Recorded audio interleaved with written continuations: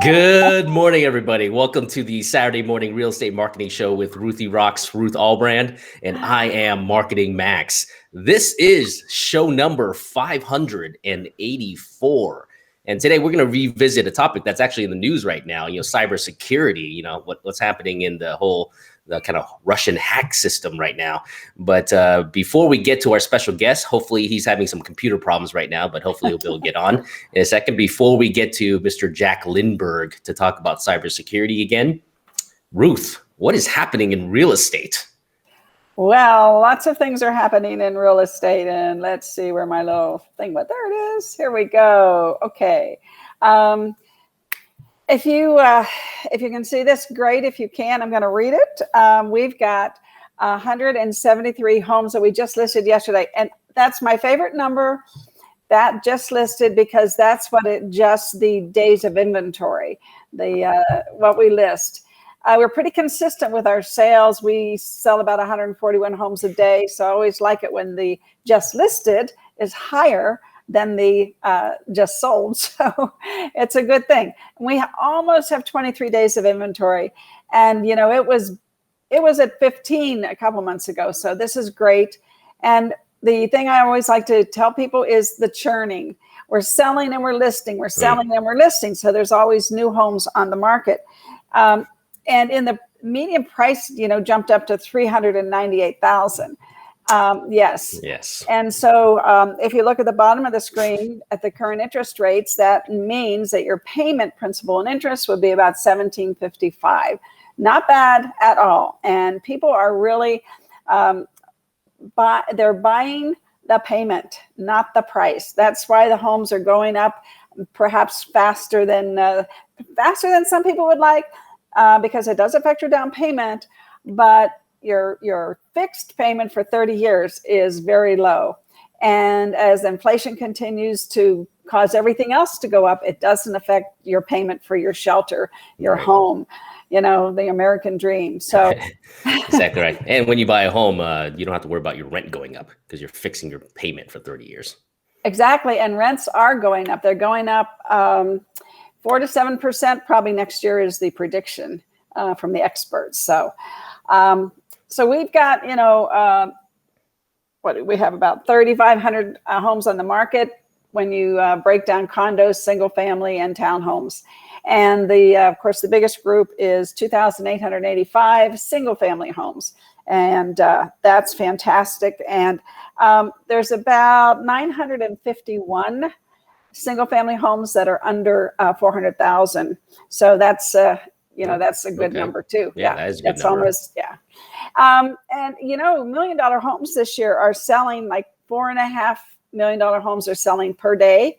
And last year it was under 2. It was like 1.6 or 1.5. So people are coming from other parts of the country to buy homes here. It's amazing. Yeah. Yeah. And people with big cash. Yeah, there's a great site and it's called How Money Walks. And if you go there, it's an interactive site. And I'm going to put this down. I'll show you an example of what it does.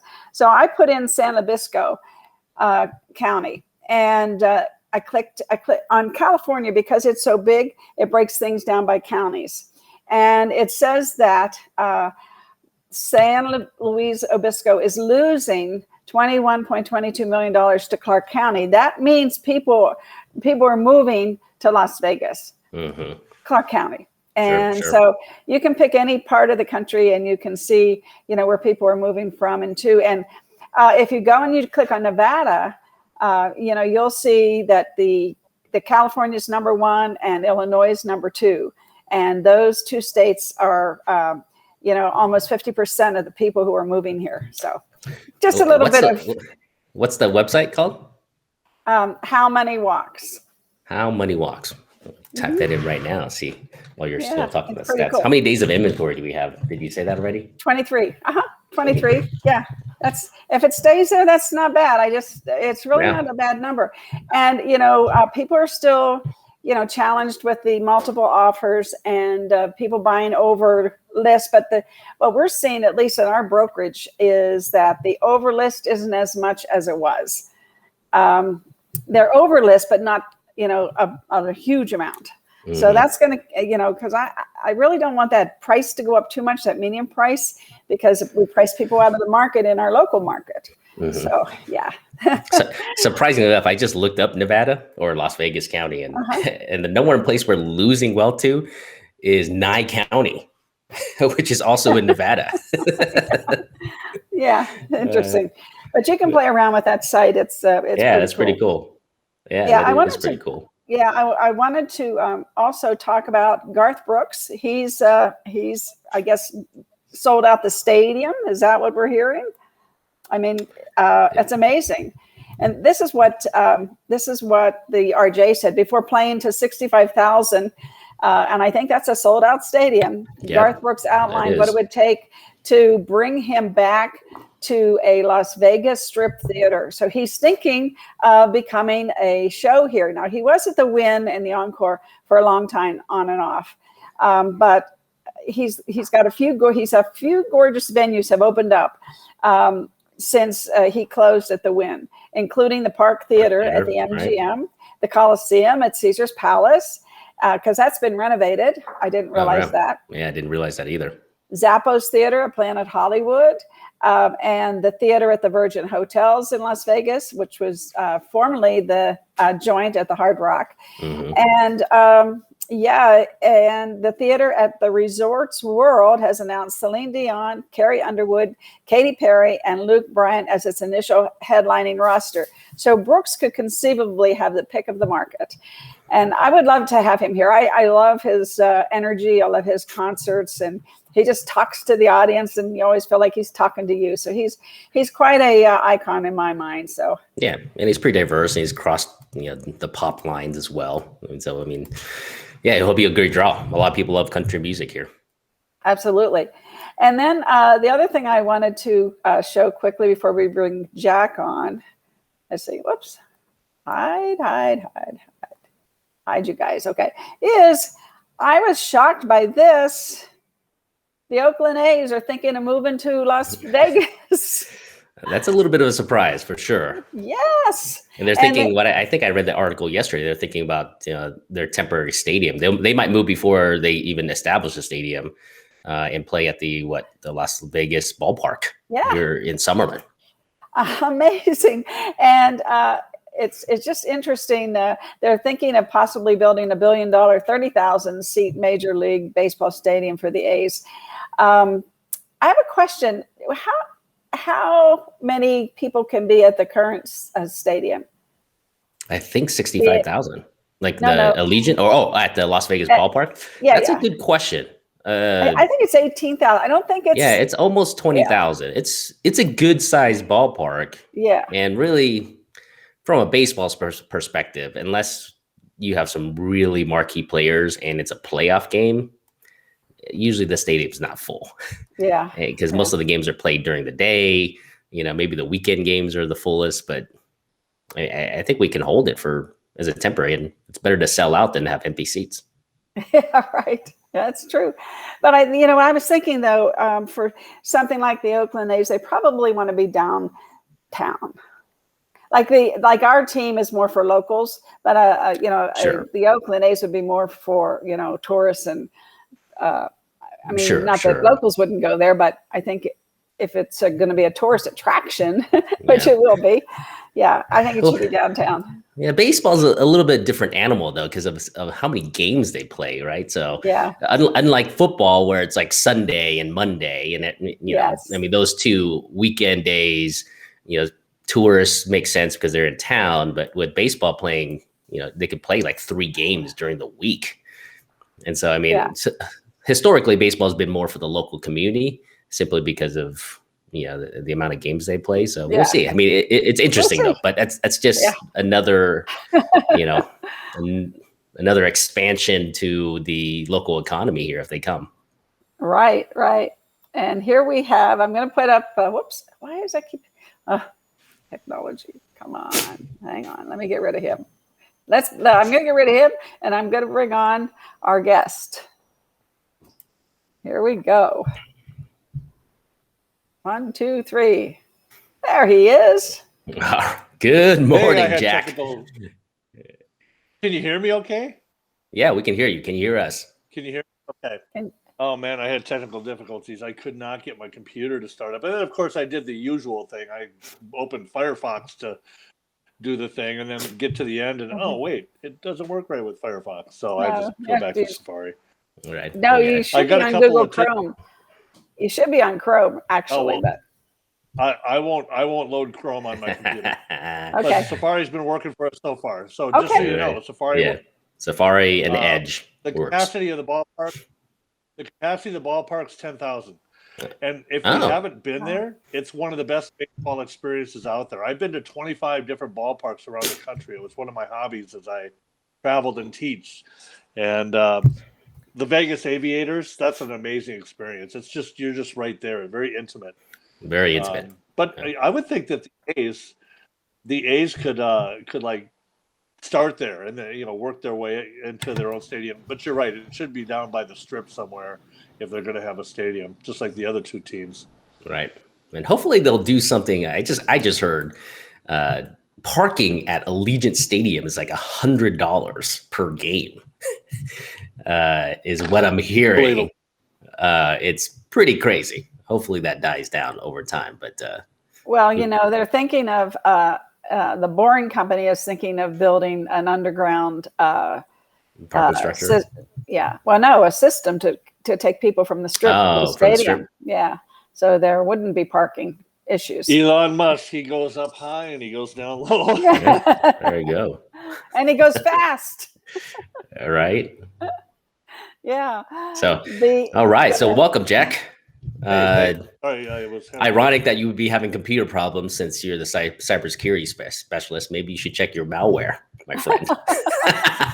honestly, every time I upload a new version of Firefox, it's more secure and it causes more and more issues. And I can't, for example, if I go to NBA.com or NHL.com to look at some videos of the previous game that just happened, Firefox won't play it. I have to open up Safari to play it. It's that secure. There's some settings in there that I don't know come by default, and I don't know where they are. And so, the good news is these browsers are aware of a lot of the potential hacks and malwares and things that are out there, and they're trying to protect the average consumer. The ones that don't know how to change any settings, they just make the default settings tough, and they won't let certain things happen, like, again, playing videos by default. So it's good and it's bad. Yeah, you guys. So now that we're on the topic here, I know because the community uses Google Chrome quite a bit, right? I mean, it's the second largest browser, probably one of the most used browser now. Why don't you use Chrome as a browser? Oh boy. Bottom line is, and I talk about this in the initial class, but in the follow-up class, the online class, Core Class 2, I discuss in detail how much information Google gathers on you, and Chrome is one of their apparatuses for doing that. And their whole goal is to gather as much information as they can. And it started with Facebook. When first Google was innocent, and they were just out there being the best search engine there is. And then Facebook came along, and when everybody filled out their profiles with all these details, all of a sudden Facebook had deeper and better information to offer advertisers than Google did.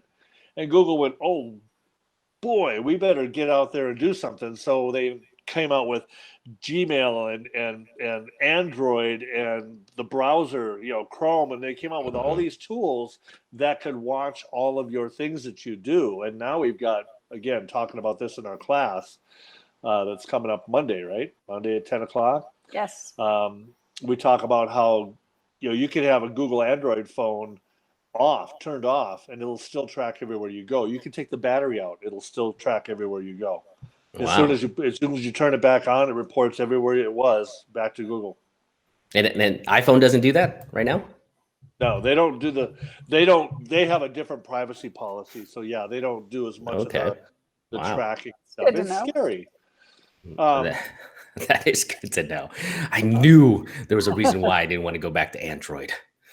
Well, and we're going to talk about insurance in the class as one of the options. You should have cybersecurity insurance to some level if you really want to protect yourself. And a guy that I'm working with now, he sent me a couple of articles, and it was interesting. One of them is talking about everything you do out there online can give hints to things. Now, I mentioned in my early versions of my class, and I haven't mentioned it lately, but Target. There was a father that found out his daughter was pregnant from Target. It's like, what? How did that happen? Well, she changed her buying habits using the Target credit card, and those buying habits entered into certain algorithms, like she changed from scented to unscented lotion, things like that.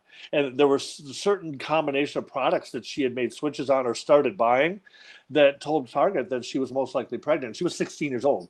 And so the father, he saw these advertisements for baby carriages and all these baby things in the bill coming months later.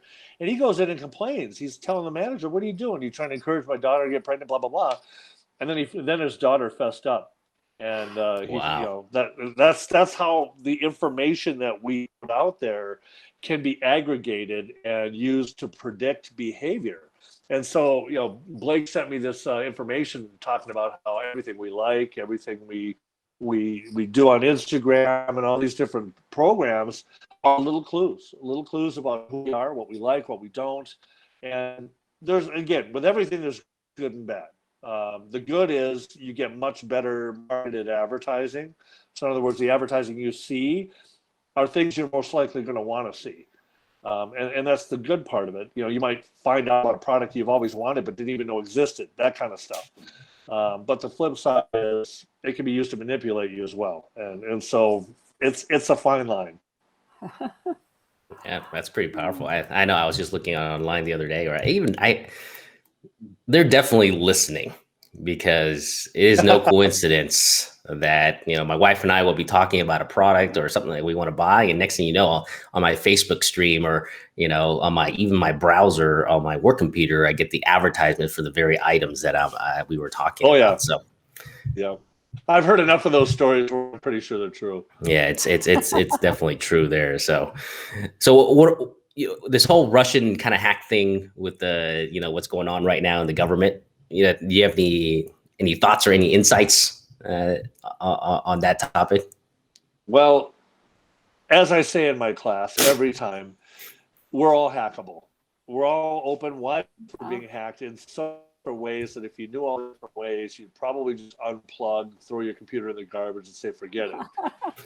But the news is everyone is hackable. So it's like the whole out there, little you out there in the world isn't going to be easy to spot in that, in the billions of people that are out there online. So what we do in our class, this content for the class has been carefully crafted to really focus on in the first class, the one on Monday, 4 key concepts that you from 0 to like 70% safe, if you will. I'll just throw a number that really I have no proof over. But the idea being that we're covering the biggest areas like passwords. Most people have bad passwords. So we're going to fix that in the class. We're going to actually tell you what a good password is and how to manage passwords and all that kind of stuff. So we covered the big ones so that after the class, you're a lot safer than you were. And the idea being that if you're safer than you were, you're safer than most people, you'll not be a target because there's too many other much easier targets out there. Target, right? And that's the sad news, is that we're all easy targets, coming out of the gate. And so take a few steps to make yourself a little bit more difficult. You're probably going to be okay for a while. But again, we also talk about insurance in case something does happen. Make sure you're covered. So give us the 4 topics to give us a preview of what's going to be covered in the class here. Well, passwords, that's number 1. Number 2 is Wi-Fi safety. Just if you're out there on Wi-Fi, and this includes your home Wi-Fi. A lot of people don't realize how unsafe their home Wi-Fi is. So that's definitely another. I just found out like a month ago that the default Wi-Fi administrative password could be just password or password 1 or admin 134. Right, yeah. Exactly right. So I'm not talking about the Wi-Fi password that you can use to connect to your Wi-Fi. I'm talking about the actual like admin password and username to be able to go into the settings of your Wi-Fi router. So I just found that out a month ago, and I quickly changed that password. And the survey that I showed in the class, it's like 82% of people don't even know there is an admin password. Right. Well, it's on the internet, right? Well, yeah. There's a website you can go to because the people that are out there repairing these things and fixing them. Say you have a router that's just acting up, and ultimately you just have to reset it. Well, there's a way to press a couple buttons and reset the whole thing back to factory settings. And once you've done that, it goes back to that default. So then the tech could actually log online, go to a website, look up the model, and there's your default password, the one that it got shipped with. And again, companies like Cox usually, and I'm not going to pick on Cox here. I just think that normally companies like that, when they install these routers, you just don't bother setting that. They set the Wi-Fi up. They ask you, do you want a password on your Wi-Fi, and they don't address that other issue. So exactly right. They don't tell you. I remember the tech coming, and I had to text him. Actually, it's like, hey, what is my admin password to my router? He gave it to me. I literally had to text the tech. It was crazy. Gosh. So I mean, if you're moving, there's a lot of people moving right now, right, in real estate. Right. This is another value add that you can tell your customers, right? Just a small detail that's going to help them and help you to protect themselves from getting hacked, for sure. Yeah, excellent point is that, we tell the agents, hey, this isn't just information for you. Pass this on to your clients and use this information to, differentiate yourself from your competition as well. Hey, you're better trained now at this subject, and that's a benefit to your clients. Yeah. Another area we cover is just making sure you update your software. A lot of software has holes in it, and according to one book, cybersecurity book I read a while back, it's like an average of 8 months, I think, between when a software is released and when they find the first bugs. And so the criminals, whenever they're out there looking for holes, when a new software is released or a new version, they go right in right away and start hacking to try to figure out where the holes are. And again, there's an average of about 8 months between when they find the first holes and when the patches are actually sent out to the consumer to be fixed. And we're talking about operating software on your phone or your computer. Right. We're talking about browser software, any of the softwares that you use. So how secure is like Apple's iPhone operating system, the iOS? Before, I mean, maybe just 5 years ago, I mean, it was there's no virus. There's no such thing as viruses for iOS, right, on Mac or the iPhone. Like, has that changed now over time? Well, so think as a criminal, which is what makes me so good at what I do here, is that I think like they do. If you're going to go out and try to make some money as a criminal, you're going to want to go after as big an audience as you can. So with the Mac computer, it's a very small audience. Most people have Windows, so the majority do. So the Mac audience is smaller, so they're going to try to hack the Windows machines. Now, I will tell you that the Mac operating system is written in a way where it's more secure from the ground up. It's just the way it's written. But again, the hackers can hack anything anyway, if the good ones can. So the bottom line is it's trying not to be a target. Well, Windows machine is the biggest thing for a computer. But when it comes to phones, we all know the iPhone is the best-selling phone. So the iPhone is going to be more likely to be a target of the hackers. I mean, I don't hear a lot of stories on a regular basis of iPhones being hacked directly, but you know what the biggest problem is? User error. It's human error. You get an email. This happened to me recently, and I'm adding this to because I like to update my stories of the hacks and the phishing and stuff.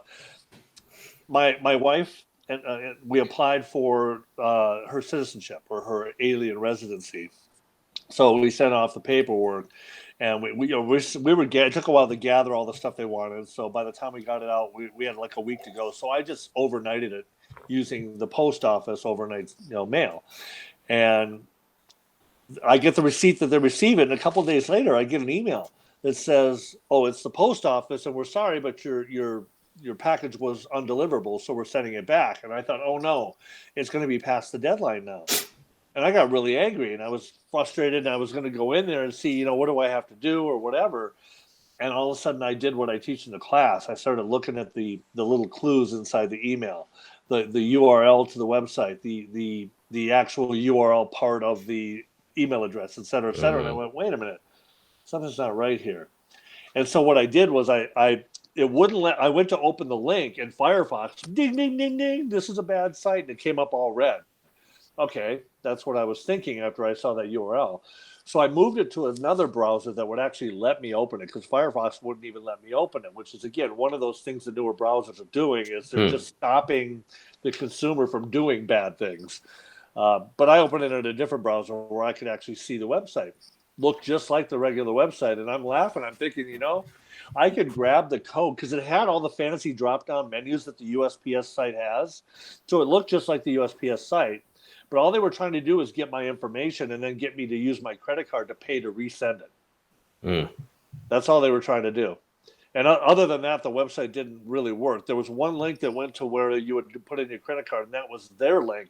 But all the other links were actual USPS links. So you couldn't go by what was around it. You had to go by what you were about to send to figure out that it was actually not a legitimate thing. But that's pretty sophisticated. And then recently, someone I know, I got a call. Somebody I know that had gotten a message from a friend, and this is something that's happened in the past before. This is pretty common, but got a message from a friend they knew, somebody they knew. I forget if it was Facebook Messenger or if it was something else, a direct message. Oh no, I think it was WhatsApp. It was WhatsApp. And what happened was they got a message from a friend through WhatsApp that said, "Hey, I need to send you something, but first you're gonna get a code, and I need you to send me a screenshot of this code you get." And this was a friend that this person trusted. So they just did it. They weren't thinking. They were busy doing something else. And all of a sudden they send the code, and all of a sudden they can't get into their WhatsApp, because what the code was a reset code. A reset code, right? Yeah. And it's easy to fall for that stuff when you're out doing everyday life and some name comes through that, hey, well, I know that person. Yeah. They want $100. Sure. I'm willing to help them out, stuff like that.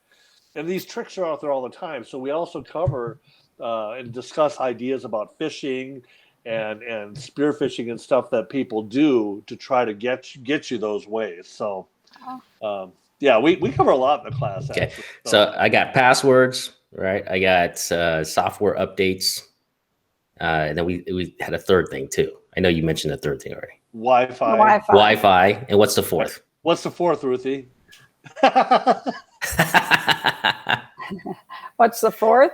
What's the fourth item that we're covering? I guess you'll have to come to the class to find out, apparently. What's the fourth, Jack? Oh, I'm asking. Yeah, he's asking. Oh. He's asking. Do you have an outline? Yeah. Oh, I'm teasing because I changed it. And originally, okay, so it was passwords, because again, that's like the number one thing, right? And then it was no, I'm starting to blank out here. It was the VPN. Right. No. I'm messing myself up now. I'm trying to trick you guys.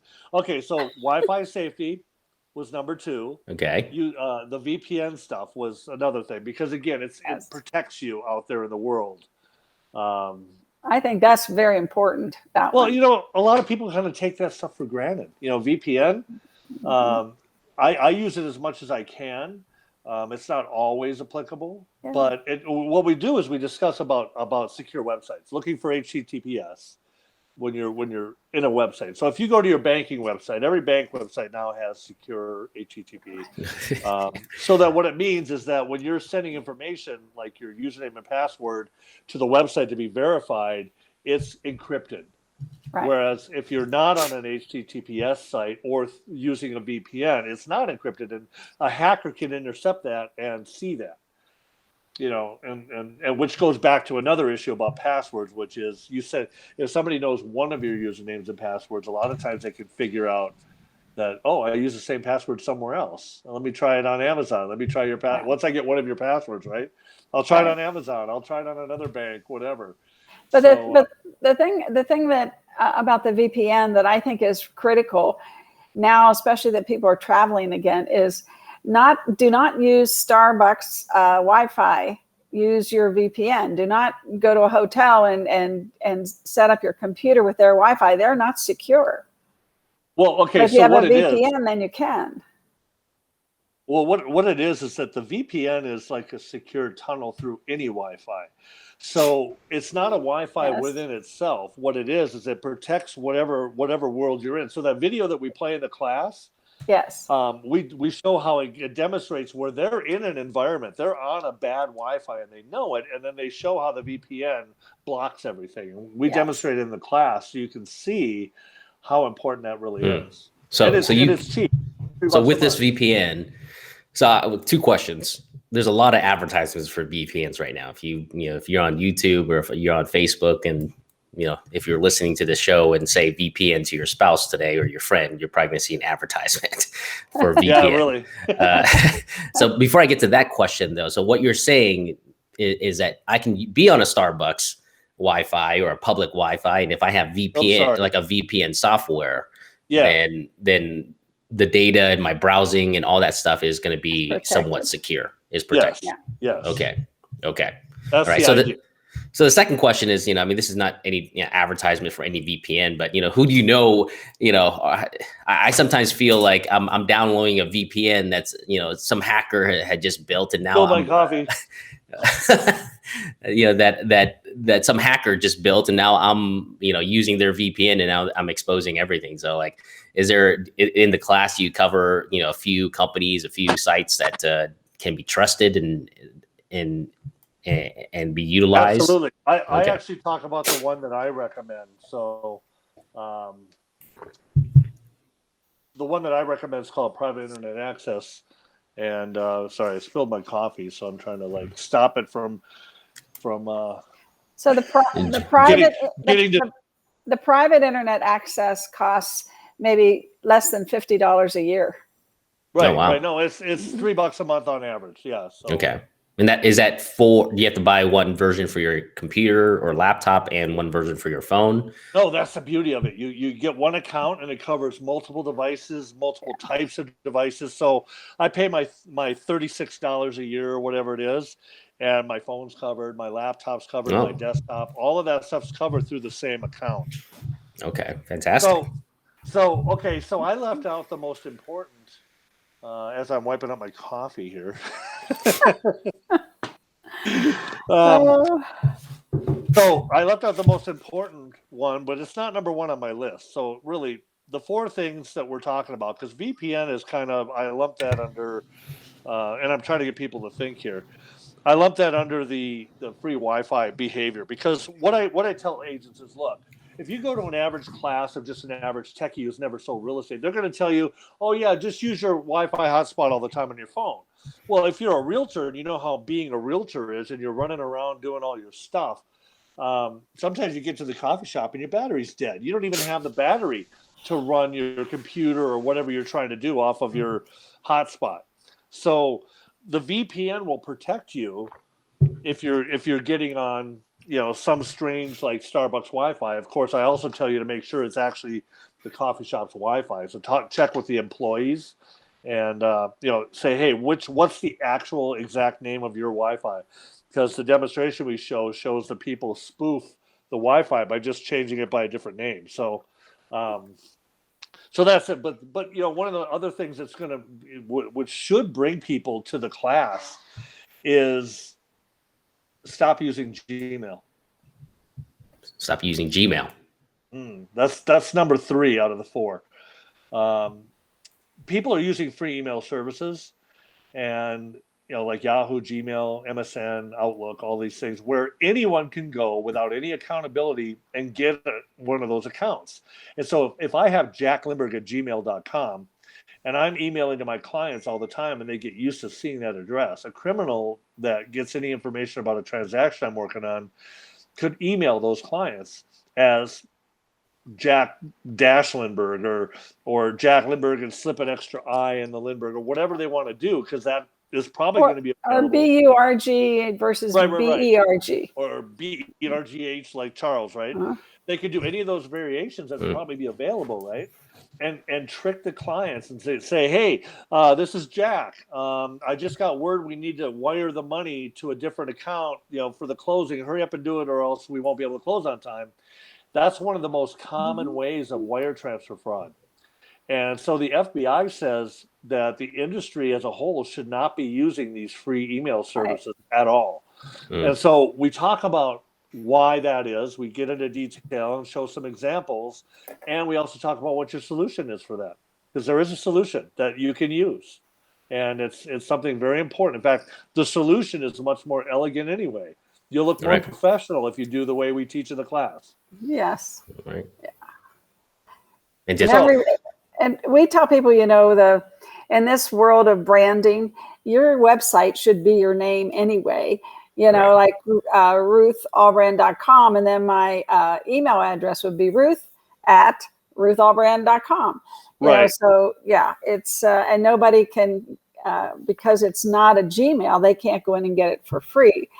And I use Outlook, and it costs money, but I'm protected, and they back up your emails. So I think people they went Gmail crazy. Well, I did too in the beginning. In fact, I was on the beta version back in 2007 before they actually officially launched it. And I got rid of my iPhone 5 because it had issues when it came out. It was one of their more problematic releases in history. So I dumped my iPhone, sold it for almost what I paid for it right away. It was still new. I got lucky. Switched to Android because I was thinking, hey, I'm on Gmail. I'm on Android. I can coordinate everything a lot better, be better on my mobile world, that kind of stuff. And I had a friend who was teaching all the Gmail mobile stuff. So it all made sense back then. But again, the more and more that I've been learning about the spying and the information gathering, the more I'm just like, I'm not letting any company get that much information. Probably too late. But so you're back to iPhone? Oh, yeah, absolutely. Yeah.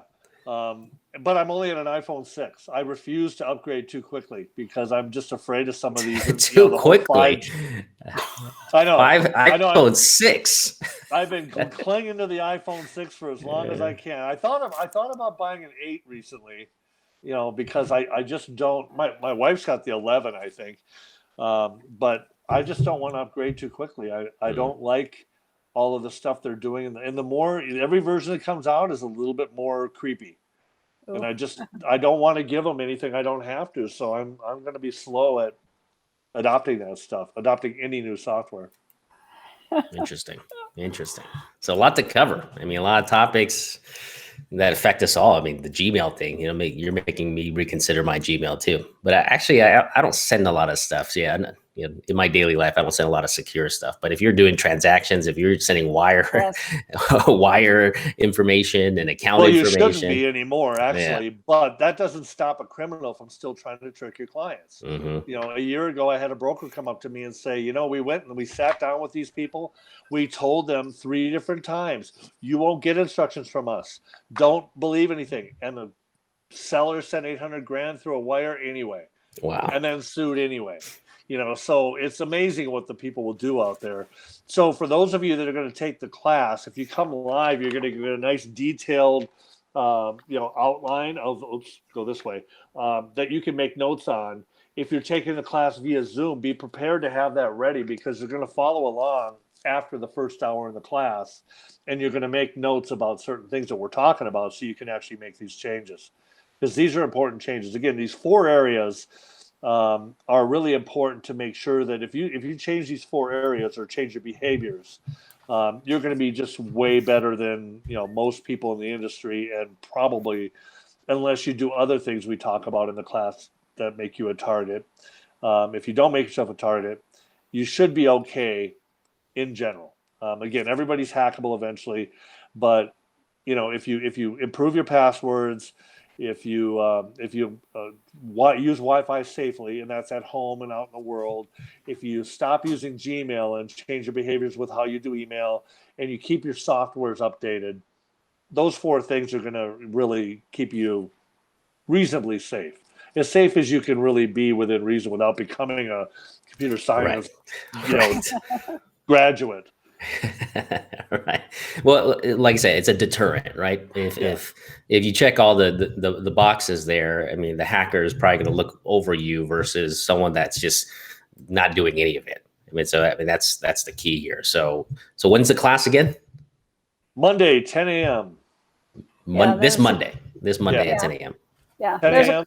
There's a crawler across this bottom of the screen that says cybersecurity CE class. It's 3 ethics credits. Monday 10 to 1, 8400 West Sahara. You get a free lunch if you come live, or you can Zoom, and you sign up at bee.vegas. All right, perfect. So, Jack, any last words for the audience? Well, I just think that too many people underestimate the issues that are here in terms of cybersecurity. Too many people don't understand the risk that you have as a licensee is not just, some client getting hacked and maybe they sue you and you maybe have to, do something, pay them something or whatever. We're seeing licensing authorities now start to take action. And in fact, in dealing with the commission here in Nevada, I've had several commissioners that have taken the class now. They're aware of what we're teaching, and they're going to expect the licensees out there and the division. We've educated the division as well. So we've set a higher standard at those levels. So if you're a licensee and you're still using Gmail and your client gets tricked because of that, they're not going to have any mercy. Nope. They're going to take your license or suspend it. They're going to probably fine you because you should know better. And in fact, we've actually helped them to push for cybersecurity to be a required subject for licensing. So they know how important it is, and they're going to expect licensees to know how important it is. So this is a class that every licensee should take. Yes. Absolutely. Yeah. You said paying a fine and losing your license is a pretty big deal, Jack. It's not. It's a pretty big deal. So, well, the division's job is to protect the consumer, not the agent. So if the agent isn't protecting the consumer, they're not messing around with you. The division will just say, if you don't know this, you're out of here. Or I've seen fines upwards to $250,000 because of what agents should or shouldn't have done, and their licenses have been suspended. So the division does not mess around. Let me clarify. I had somebody come back to me after a class because I mentioned that I talked to an agent who had a fine of, I think it was $35,000, and an agent came back and said, "Wait a minute, the maximum fine the division could give you or the commission could give you is like $15,000." And I said, "Oh, you know what? It was $35,000 wasn't a fine. It was the money they had to repay back to the consumer for their loss, right?"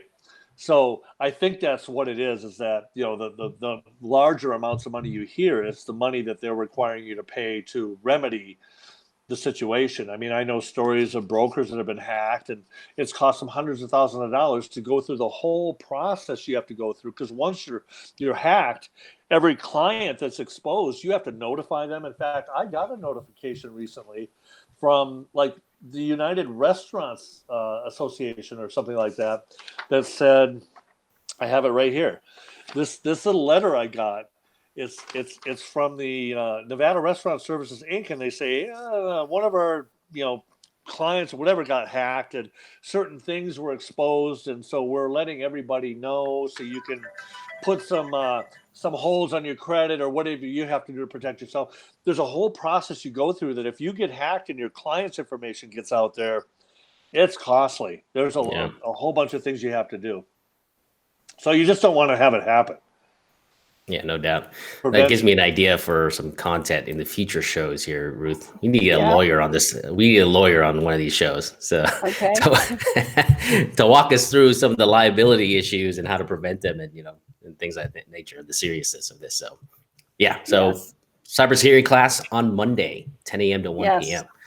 Look forward to seeing you. All righty. All right. Ruth, any last words before we end the show? No, just hope everybody comes to the class. And we have a Thursday class also. Go to be.vegas, see all the classes that we have for the rest of the month. We have a social media, LinkedIn and Google business page class on the 19th. And then we have a Facebook and Facebook ad class on the 30th of July. So check out the calendar, sign up now, and everybody have a wonderful weekend and stay cool. Have a great weekend. All right. Hey, and by Thanks the way, again. who better to take a social media class from than somebody that understands cybersecurity? Because that's one of the biggest issues of social media. Yes, it is. And we tell you how you protect yourself. Exactly. All righty. All right. Bye, Have a good weekend, everybody. everybody. Thank you. Thanks for coming on, Jack. Yep. Thank And you. I got to run. So I'll see y'all later.